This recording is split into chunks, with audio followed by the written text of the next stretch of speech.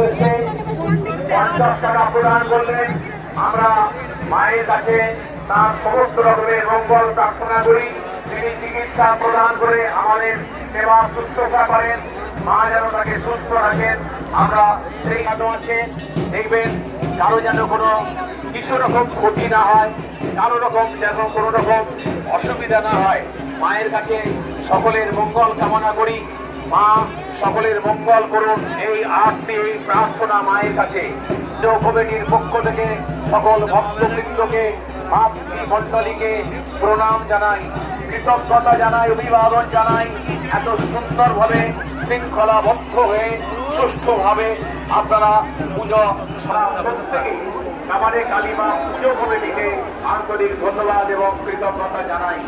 তারা তাদের আন্তরিকতা উজাড় করে এবং তাদের সমস্ত রকমের সহযোগিতাপূর্ণ মনোভাব